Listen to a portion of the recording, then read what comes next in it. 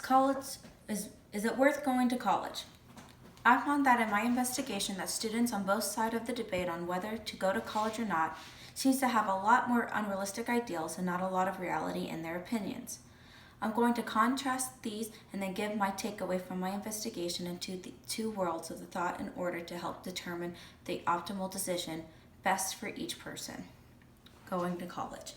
The most common path to choose after graduating high school is to attend a university and further one's education by pursuing a degree. This can be very stressful, but the rewards of this decision can be very rewarding, as recent studies of the millennials entering the job market have shown financial benefit of going to college has a huge economic benefit to degreed job searcher. Studies show that there is a marginal utility cap when it comes to salaries and pay for employment. However, study after study has shown a substantial price discrimination in what companies are willing to pay for a degree applicant versus a non-degree applicant. This comes into play in most careers, whether an education is required or if one can achieve the same goals through hard work and experience. The Pew Research Center, which studies social and demographic trends, states that only virtual every measure of economic well-being and career attainment, young college students are outperforming their peers with less education. This means that most companies are willing to pay substantially more than for someone with a degree. As you can see in the results of the comparative advantagement of millennial age 25 through 32 years old is clear. So the annual earning of a bachelor's degree is more than $45,500. The 2-year degree is $30,000, and then a high school graduate is $28,000. Even the employment rate is impressive for a college graduate, according to the same study. As the study shows, the increase in pay and lower risk of becoming unemployed and employment for a long period of time substantial. In determining the value of one's college education also must be leveraged against the cost versus income ratio that a student's choice of study would pay, also referred to as marginal utility. This is often referred to opportunity cost. For example, choosing an Ivy League or a prestigious school may be your dream, but if your lifelong career goal is to be a teacher, the cost of your education may out the benefit of having a prestigious degree from some lofty university, especially considering the annual earnings for a general education teacher will not fluctuate based on your university of attendance. To rack up huge debt and loans for college is another consideration, but needs to be investigated on its own and has more to do with determining the college and income value of the field of study chosen, not to do with college versus no college debate. Not going to college. More and more people are opting out of college because they think they can do better on their own.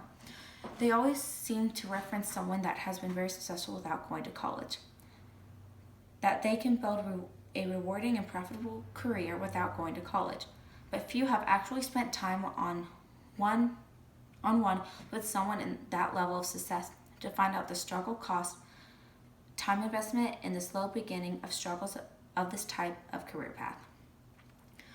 Most will justifying their decision not going to college by referencing the stereotypical examples of most people of us will never get to meet and talk to. It worked for guys like Steve Jobs and Richard Branson, so it will surely work for them. But there is one massive problem with this line of thinking. Statistics don't support it.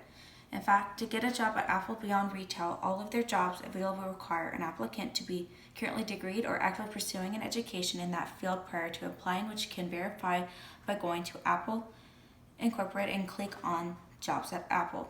Stories from new entrepreneurs who beat the system through hard work and about 10,000 lucky breaks would be a clear allocation of scarce resources. And the decision process is discussed in the article, like thinking of skipping college.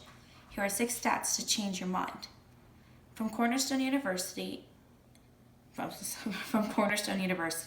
In other words, there is a production possibility frontier that makes it very clear that without an education, the market for successful employment and leadership is very limited. No matter which avenue one chooses, the decision requires a clear understanding of not only what the student wants, but also what the market will allow. The invisible hand, a phrase coined by Adam Smith, the father of modern economic analysis, states that By pursuing one's self-interest, people in a market system is led by an invisible hand to promote the well-being of a community. This has been a debate but holds true for both college and non-college students.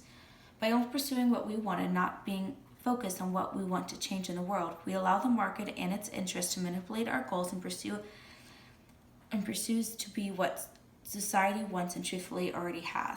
It would serve the future success of our world if students ask themselves, if I was successful at my career pursuits, whether in college or out of college, would the world be changed or just me? The most successful in both arguments are those who start with a passion to change something in this world, whether to be wiped out, cancer, autism, or whether it is to create a world no longer dependent on fossil fuels.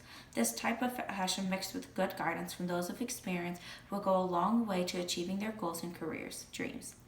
But it seems to pursue some type of higher education does increase not only the principle of increasing costs, as it refers to the student net worth to a company, but also their influence.